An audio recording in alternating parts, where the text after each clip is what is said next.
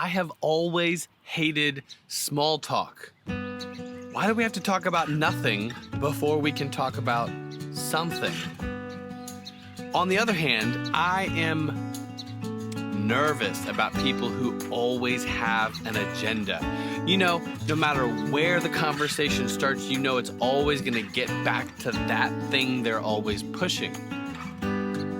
So, where do you find deep, meaningful conversation that is intentional but not manipulative? Honestly, that's one of my favorite things about working at My Life Matters with the people I do. These are people that think deeply about every issue of life. And even when you're just setting up some lights and a video set and you say, let's just come check this out, the conversation that flows out of that, that's a talk that matters. What do you really want to talk about? I'm going to talk about, our view of people and why,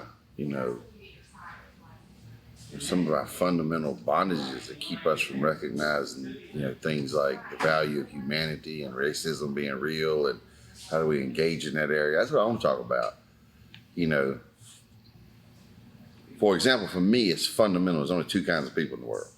Only two kinds. Those in covenant relationship with the Lord and those not. And then in each one of those, there's two kinds of those, it seems. Like in covenant relationship with the Lord, you're presently faithful and growing and strong, or you're languishing.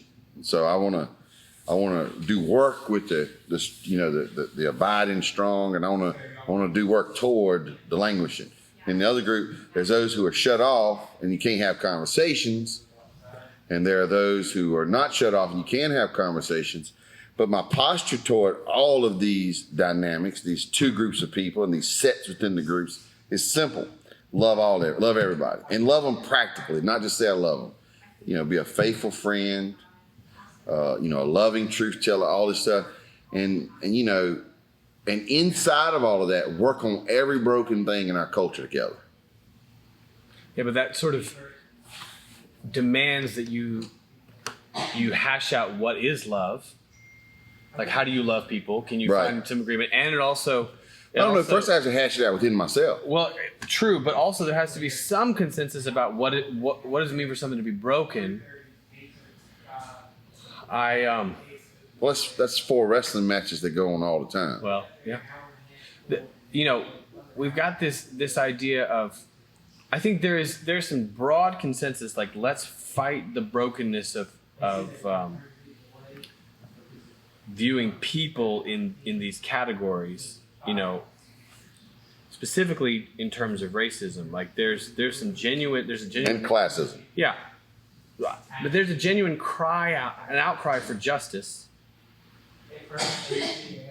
But what I really wrestle with is this jumping to assumptions that everything already fits inside that box. I feel like if racism is a series of assumptions about a person based on skin or their grandparents, or, if that's what racism is, then treating a particular situation with that same, with a series of assumptions is also dangerous. So I really find it tricky to know, is it possible to cry out for justice without labeling the injustice in a particular way? Well, for me, I see it in like these, I don't know if it's like if I'm going simpler or higher, but it's one or the other. Anytime we want to dehumanize something, we begin to strip it, denude it of things that give it its humanity. And if we can just do that on one layer, then we promote ourselves as better or above such a thing. And so, there's the negative side, like we denude to dehumanize. Mm-hmm. The positive side is ascribe so that we can treat it sacred. So I want to always be living in both of those exercises as I'm engaging with people. I want to not be dehumanizing a human. Yeah. And I want to be ascribing to them qualities that are, as our, founding fathers in our country would say, inalienable rights given to them by the Creator. So I want to ascribe, and to me that just slows down the process of relationship, and it's less likely to violate in that space. Right, like we're anxious for shortcuts in relationship, but in reality, sometimes those shortcuts are the exact thing that trip us up. That's what I want to talk about. That. Well, something you said that I think is really interesting is we will strip away these things that in order to dehumanize someone. I don't like what do you mean by that? Well, whether it's an issue of race or all the things that make classism real life, we can pick one element, such as education. Oh, they're not educated. Sure. Okay, so then they're not worth as much as me. Right. Well, we just strip something away. That's right. So you take away an experience or promote one within yourself, sure. and by nature of saying this makes me better, you're saying it makes you less. Don't you think? I mean, I'm confident I do this. I'm sure I look at somebody and say, well, because they lack this experience or they lack this thing, or they lack this skill, maybe.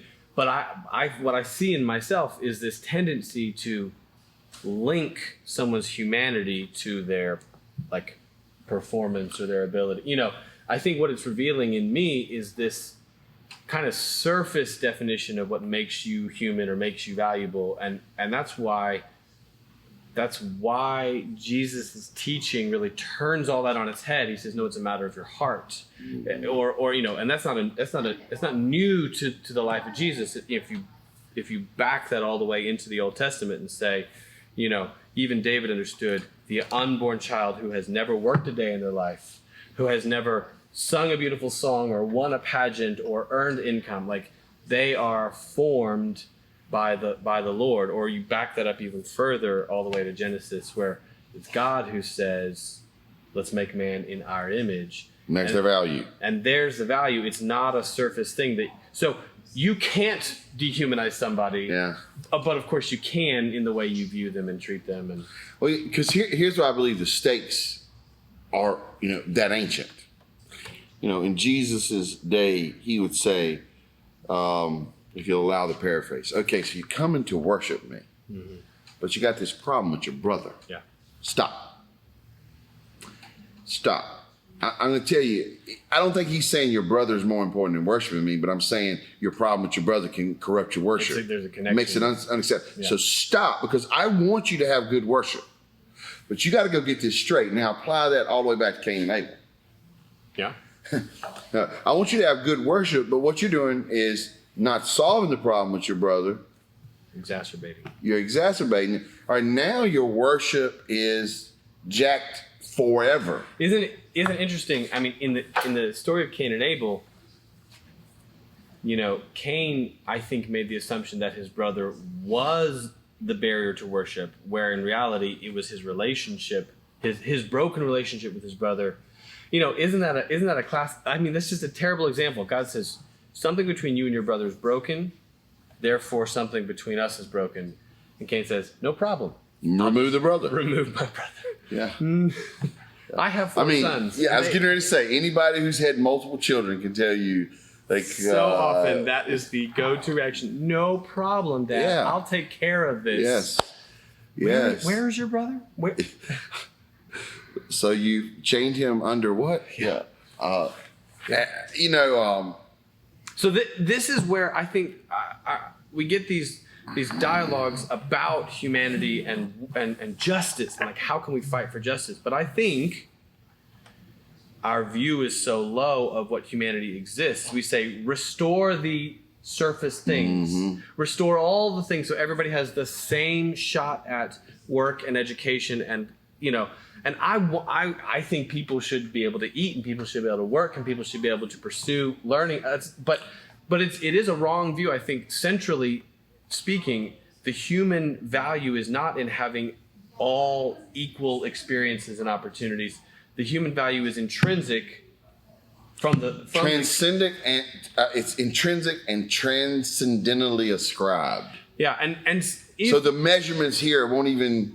You can't get it in a horizontal measurement. It's outside of the scope. Says there's something outside of you giving you your real worth, your foundational worth. Well, and it feels great to say everybody should have all the same opportunities. We should treat everybody with the same. But if you're not careful, you can end up creating a new set of tyranny where you demand everyone fit your particular image of whatever a good human looks like, which turns out can be real. It can be a real tyrannical thing to do, to demand you must have these experiences and like them. You must, and you can say, well, what's the problem? It's food, it's education, it's but there is something about dominating other people and demanding that they receive your view of a good life. It's it rarely ends well. No, I want to go back to where I feel frustrated and I feel responsible, and I just keep going between these two things. I feel frustrated because there's obviously more wrong than I can work on, but I feel responsible to work on the parts I can work on. And so, I just have to come back and sort of create that framework again and again and again, and I visit it for myself again and again and again. Like, am I viewing people the right way? Am I having attitudes or actions that strip? That's right. Do I have attitudes and actions that ascribe? Like there is an element of revelation. Like, am I seeing people? Am I seeing my own motives, my own heart? And there's also an element of action to, and you're saying it doesn't even start with action.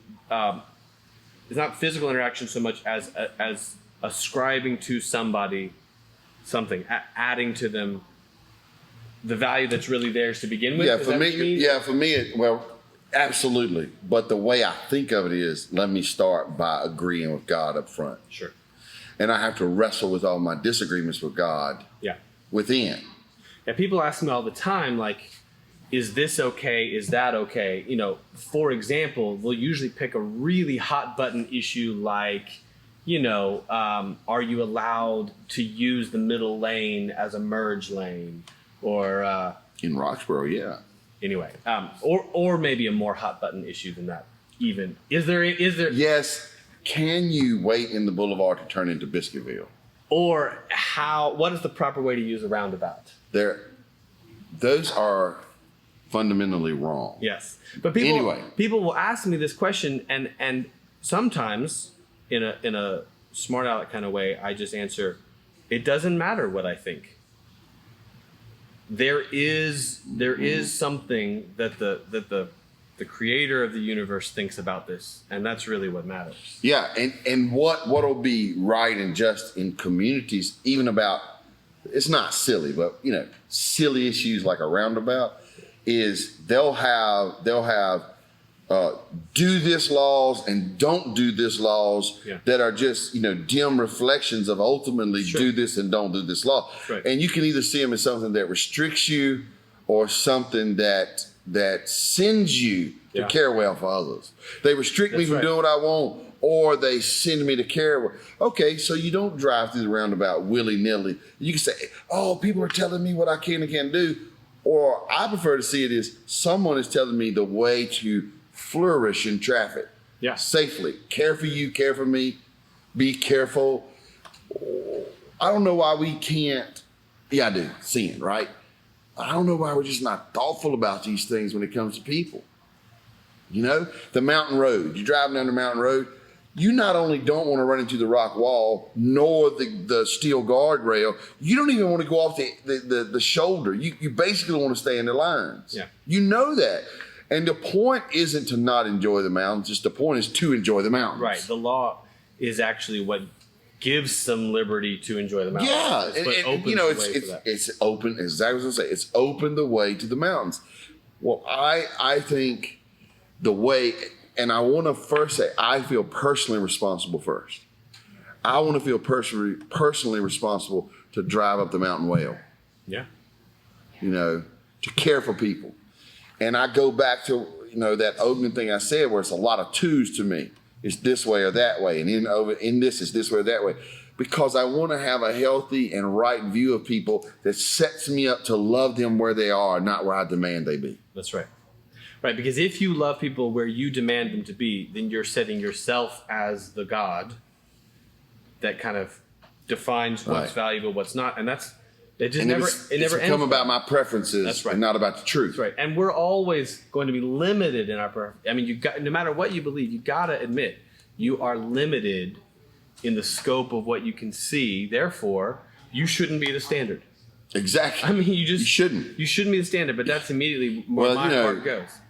That's like the Apostle Paul would tell you. You don't even know how to pray for yourself. Right. You don't even know. That's right. Well, Okay. I want to have a closing thought. Okay. I want to have a closing thought.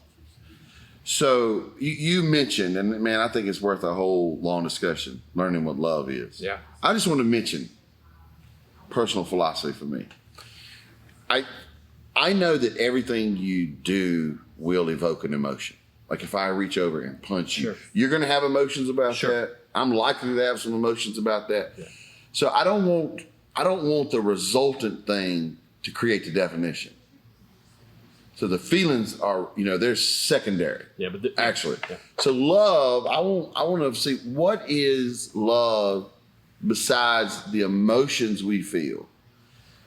So for me, love, if God is love and God shows his love with benevolent sacrificial action, then I see the character of God expressed in action is love. So when I go back and think about them categories of people, I don't even have to feel great about all these people and individuals within these ways of look. I don't have to feel great about them to do right.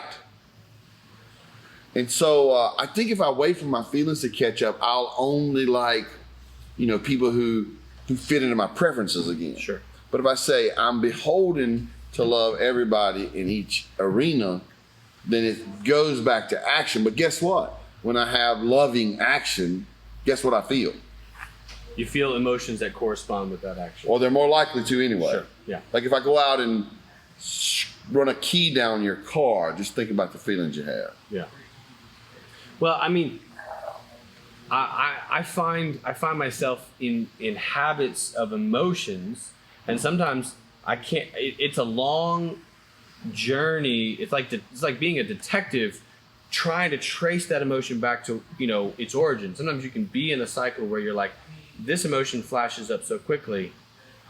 I know what the emotion is. I can put my finger on that, but where it came from and what's triggering it and where that can feel like a really long process to kind of trace that back. So the question I often face myself with is, okay, do I trace that emotion backwards, or do I move forward with action that will lead future emotion? That's what I want to do there. I think I hear that's what you're saying. Yeah, I want to do what's right and what's best and good. There you go. You got to define good. Right, but I hear you saying like there is a way of living that carefully avoids injuring other people as best as you can. It's like driving on your side of the road. And then, that feels like kind of the common expectation, right? Now you could slide off into a violent lifestyle where you're swerving all over the road and you're pushing people in the ditch for fun or we say reject that. Embrace this life where you carefully protect other people, but there's an even higher expectation. Which is what you're talking about. I'm talking about what is the best sort of good I would ever want done to me in every scenario. This is where now I'm gonna go do it. You're helping the person on the side of the road change their tire. You're imagining yourself in that context. You're saying, if I was alone, what would I want done to me? And then wrestle through the uniqueness of that. Is it a guy? I get out and say, hey, bud, you need it. Right. Is it a lady? Ma'am. Right. How would you you talk? Comfortable How would you handle? Yeah. With me, So when Jesus says, look, love your neighbor, and they say, well, tell us what that's like. And you say, imagine your worst enemy and imagine they helped somebody that was their worst enemy and you wouldn't have. And, imagine this context that is pushing way beyond your comfort zone, way beyond your, like, I was raised this way. That law of love is why, I find it incredibly fruitful to look at what Jesus says on how to live rather than what culture says. Because culture, the best we're going to do is say, let's all agree on ways to stop hurting one another. But what Jesus says is, Yeah, let's just get to neutral. right. He's like, don't live in neutral. That's the best culture can offer, and rarely does it even. No, it give don't what work. promises. Yeah. I also like how James equates love as the law of liberty. That's right. That's where you really get free. You know. Yeah. But if you have built your worldview around the assumption that people should serve you, it can take a while to feel free. You won't ever feel free because you won't get served enough. Well, yeah, nobody else has that way of viewing the world that everything should be about serving you. And in particular, the Lord himself does not have that view that the world, that he exists to serve you. And so that's, I think, sometimes why our prayers feel fruitless, because we're I think asking that's why God we're excited about robots. So finally, somebody who'll do something for us, designed to serve me. Yeah. and it won't give you any gruff. Yeah. But I'll tell you, I get mad when they don't work. I don't have any. Well, I guess I think more like technology and phones. Yeah, you ever seen that thing, batteries not included? Okay, I watched it when I was young. It freaked me out. So, Yeah. I mean, it's coming. yeah. I mean, Or I Transformers. don't know if it's really coming, but we sure will gladly surrender some of our rights in order to be served. Yeah. But I think, I'm being silly, but I do think that's one of the, we like automation because it does for me without running its mouth. It feeds our ego, Yeah. our way of viewing the world. Well, Tim, thank you for having a conversation about Whatever's on my heart. yeah. Yeah. All right, thanks, man.